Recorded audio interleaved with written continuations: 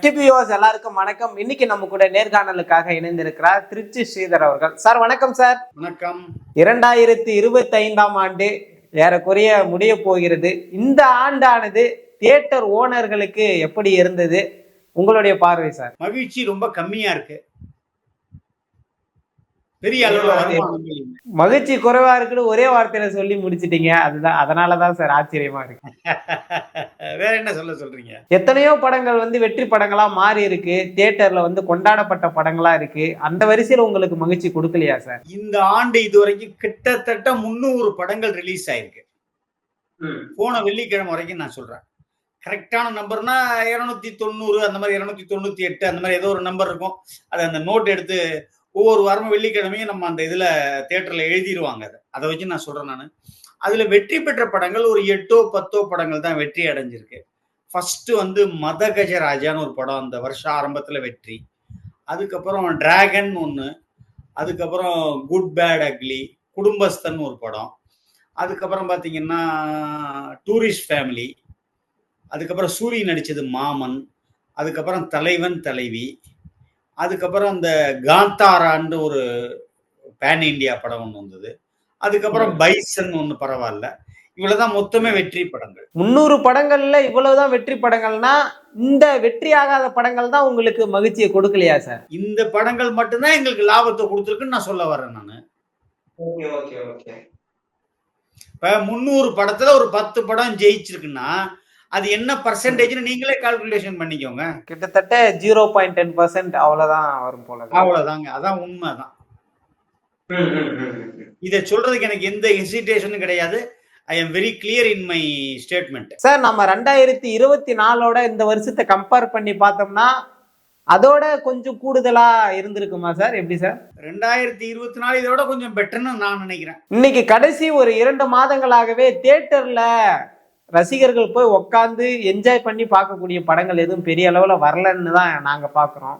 Theatre ஓனரா நீங்க எப்படி sir? அதாங்க இந்த தீபாவளிக்கு அந்த காந்தாரா, அந்த பைசன்லாம் வந்தது இல்லையா அந்த டைம்ல, அக்டோபர் 2ஆம் தேதி காந்தாரா வந்துச்சுன்னு நினைக்கிறேன். அதுக்கப்புறம் தீபாவளிக்கு அந்த பைசன் வந்துச்சு, அக்டோபர் 19 என்னமோ நினைக்கிறேன். அந்த படங்களுடைய வெற்றிக்கு அப்புறம் நவம்பர்ல சுத்தமா வாஷ் அவுட். கிட்டத்தட்ட எல்லா படங்களுக்குமே நிரம்ப காட்சிகள் ரத்து செய்யப்படுகின்றன. Because want of audience.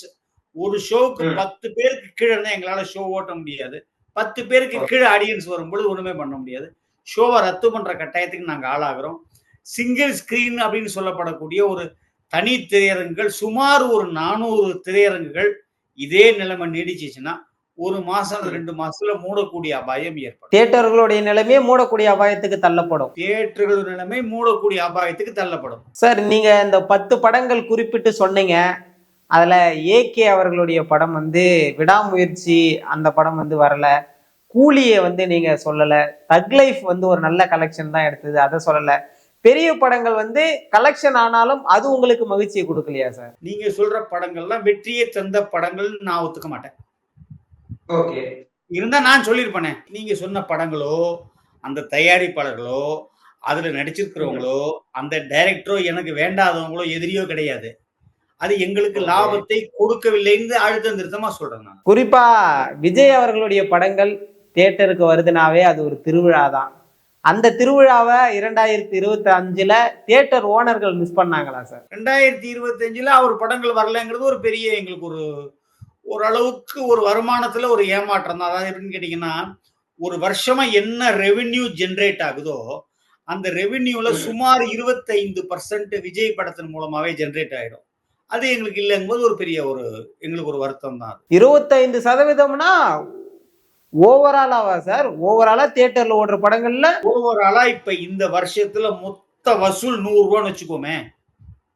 Okay, அதுல விஜய் படம் மட்டுமே 25 ரூபா வந்துரும். அதுல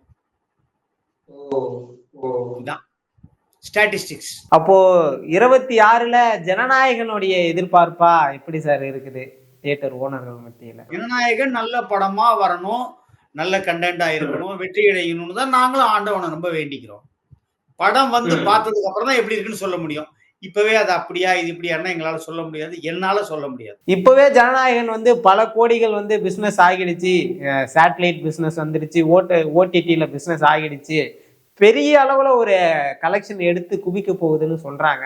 சாத்தியமா இருக்கா? அங்க எப்படி சார் இருக்கு தியேட்டர்கள் மத்தியில? அதாவது இப்ப இந்த படம் வந்து ஓடிடில என்ன ஆயிருக்கு, சேட்டலைட்ல என்ன ஆயிருக்கு, அதெல்லாம் எங்களுக்கு ஆக்சுவலாவே வந்து எங்களுக்கு அத பத்தி உண்மையாவே கரெக்ட்டான நம்பர் தெரியாது. ஒரு 4 நண்பர்கள் சொல்றத வச்சு நாங்க நம்பர் காதுல வாங்கிக்கிறோம் அவ்வளவுதான். தியேட்டர்ல 9ஆம் தேதி போட்டு 9ஆம் தேதி காலையில 9 மணிக்கு ஷோ ஓப்பன் பண்ணா, ஒரு 12 மணிக்கு அது முடியும். அது முடிஞ்ச பொழுதுதான் அந்த படத்தினுடைய ஒரு ஒரு மொத்தம் இது என்ன பண்ணும், இல்ல என்ன பண்ணாதுன்றத எங்களால கெஸ் பண்ண முடியும். இப்ப நாங்க எது சொன்னாலும் அது ஜோசியமா தான் இருக்கும். Okay, okay, okay. நான் ஆரூடத்துக்குள்ள போக விரும்பல. ஒரிஜினல் கலெக்ஷன் அப்படிங்கிறது எங்களுக்கு ஜனவரி 9ஆம் தேதி தான் தெரியும். சார் ஜனவரி 9 ஜனநாயகன், 14ஆம் தேதி பராசக்தி வருது. தியேட்டர்களுடைய இந்த பிரித்தல்ல வந்து ஏதேனும் வந்து இது இருக்குமா சார்? ஆளுங்கட்சியோட தலையீடுலாம் இருக்குன்னு சொல்றாங்க. வாய்ப்பு இருக்குமா? அப்படிலாம் உங்களுக்கு அழுத்தம் தருவாங்களா? அதாவது ஆளுங்கட்சியோட தலையீடெல்லாம் இருக்காது. இந்த படத்துக்கு உண்டான ஸ்கிரீன்ஸ் இந்த படத்துக்கு கிடைக்கும். அந்த படத்துக்கு உண்டான ஸ்கிரீன்ஸ் அந்த படத்துக்கு கிடைக்கும். அதுலயுமே இப்ப அந்த பராசக்தி படத்த பொறுத்தவரைக்கும் 14க்கு முன்பாக 2 அல்லது 3 நாட்கள் முன்னாடியே வர்றதுக்கு கூட ஒரு பாசிபிலிட்டீஸ் இருக்குன்னு சில செய்திகள் வருது. ஆனா உறுதிப்படுத்தப்படாத செய்தி. விஜய் அவர்களோட சிவகார்த்திகேயன் மோத தயாரா இருக்கிறார். அப்படி அப்படி எடுத்துக்கணுமா சார் இத? விஜய் பட தயாரிப்பாளர் வேற, சிவகார்த்திகேயன் பட தயாரிப்பாளர் வேற. ஆனா அவங்க 2 பேரும் மோதிக்கிறாங்களாங்கிற கேள்வியே ஒரு அர்த்தமற்ற ஒரு தப்பான கேள்வி. அந்த தயாரிப்பாளரும் இந்த தயாரிப்பாளரும் அவங்க 2 பேர் படத்தையும் ரிலீஸ் பண்றாங்க அவ்வளவுதான். சார் இப்படி வரக்கூடிய சிவகார்த்திகேயன் படம் வந்து ஜனநாயகனுடைய கலெக்ஷனையோ அந்த படத்துடைய தியேட்டரையோ பாதிக்கும்னு நினைக்கிறீங்களா நீங்க? அது எனக்கு தெரியாதுங்க. நான் இப்ப எந்த விதமான ஜோசியம் என்னால சொல்ல முடியாது. திரும்பவும் நான் சொல்றது, ஜனநாயகன் படம், பராசக்திங்கிற படம். 2 படம் ரிலீஸ் ஆகுது. 2 படத்துல எது நல்லா இருக்கோ அந்த படம் மட்டும்தான் ஓடும். எது நல்லாலையோ அந்த படம் ஓடாது. ஆனா எது நல்லா இருக்கும், எது நல்லா இருக்காதுன்றது இப்ப என்னால சொல்லவே முடியாது. யாராலையுமே சொல்ல முடியாது. இன்னைக்கு படம் பார்க்கக்கூடிய சூழ்நிலையில நாங்க அதிகமா தியேட்டர் போறதை தவிர்க்கிறோம். காரணம் என்னன்னா ஓடிடிலே எங்களுக்கு வேலிடான நிறைய கண்டென்ட் கிடைக்குது. அப்படி இருக்கும்போது தியேட்டருக்கு வரக்கூடிய எண்ணிக்கை குறைய குறைய இது எப்படி சார் பாக்குறீங்க? ஓடிடி வந்து உங்களுக்கு ஒரு ஆபத்தா அமைஞ்சிருக்கா? இந்த ஓடிடினாலதான் எங்களுக்கு திரையரங்குக்கு வரக்கூடிய நபர்கள் குறையிறாங்க. அந்த நபர்கள் குறையிறதுனாலதான் நீங்க முதல்ல ஃபர்ஸ்ட் எடுத்தோன்னு முதல் கேள்வி கேட்டீங்க இல்லையா, மகிழ்ச்சியா இல்லைன்னு சொன்ன ஒரே காரணம் அதனாலதான். அதாவது முன்னாடியில எப்படின்னு கேட்டீங்கன்னா, எந்த படத்தை நாங்க ரிலீஸ் பண்ணாலும் ஃபர்ஸ்ட் டே ஃபர்ஸ்ட் ஷோக்கு ஒரு மினிமமா ஒரு 30ல இருந்து 40 பேராவது வருவாங்க. இப்ப வந்து 12 பேர் 8 பேர் வர்றாங்க. ஆடியன்ஸ் கிட்ட பொதுவா விசாரிக்கும் போது சிறு முதலீட்டு படங்கள் சோஃபார் இஸ் கன்சர்ன்ட் அந்த படங்களை பொறுத்த வரைக்கும் சார் ஒரு 3 வாரம் 2 வாரம் கழிச்சு இது ஓடிடியில் வந்துட போகுது, நாங்க அதை வீட்டுல கொஞ்சம் உட்காந்து பொறுமையா பாத்துக்கிறோம் அப்படின்னு சொல்லிட்டு இந்த பெரிய நடிகர்கள் சொல்லக்கூடிய ஒரு 10 பேருக்கு மட்டும்தான் அந்த முதல் ஃபர்ஸ்ட் டே ஃபர்ஸ்ட் ஷோ ஆள் வர்றாங்க. பாக்கி சின்ன படங்களுக்கு வரவே மாட்டேங்கிறாங்க. அந்த படம் வந்து ரிப்போர்ட் ஆகி அதுல ஒரு மாதிரி அந்த கண்டென்ட் நல்லா இருக்குன்னு அது ஒரு டாக் வெளியில வந்ததுக்கு அப்புறம் தான் அந்த படத்துக்கு வர்றாங்க. ஒரு காலத்தெல்லாம் தியேட்டர்ல படம் நல்லா ஓடுனாதான் ஓடிடிக்கே படம் விற்கப்படும். இன்னைக்கு ஓடிடியில வித்ததுக்கு அப்புறமா தியேட்டருக்கு வருன்றப்போ அப்போ ஓடிடி தான் தீர்மானிக்குதா சார்? ஓடிடி தான் தீர்மானிக்குது. ஆனா ஓடிடினாலதான் இப்ப தயாரிப்பாளர்கள் ரொம்ப நஷ்டம் அடைகிறாங்க. எப்படின்னு கேட்டீங்கன்னா, கொரோனா பீரியட்ல COVID-19 அந்த பீரியட்ல திரையரங்குகள் இல்லாததுனால ஓடிடி காரங்க ரொம்ப அதிகமான விலை கொடுத்து பெரிய படங்களை வாங்கி அப்போ வந்து அவங்க சப்ஸ்கிரைபரை உள்ள இழுத்து கொண்டு வந்து வியாபாரம் பண்ணாங்க. அதை பேஸ் பண்ணியே எல்லா தயாரிப்பாளரும் போறதுனால இப்ப அவங்க வந்து ஒரு மொத்தமே ஒரு 4-5 கம்பெனி, இந்த அமேசான், நெட்ஃபிளிக்ஸ் அந்த அவங்க மட்டும்தான் இருக்கிறாங்க. அவங்களே ஒரு வருஷத்துக்கு 7 படம் 8 படத்துக்கு மேல எங்களுக்கு பட்ஜெட் இல்ல. அது எல்லாமே கிட்டத்தட்ட அமெரிக்கா பேஸ்டு கம்பெனி. நமக்கு மெட்ராஸ்லயோ அல்லது பாம்பேலயோ ஒரு கார்பரேட் ஆபீஸ்ல ஒரு பிரான்ச் மட்டும்தான் வச்சிருப்பாங்க. அவங்க ஆட்கள் படம் பார்ப்பாங்க, நெகோசியேட் பண்ணுவாங்க. But final billing, final GST எல்லாமே அங்க எல்லாமே அந்த வெளிநாட்டுல இருந்து தான் நடக்கப்படுது.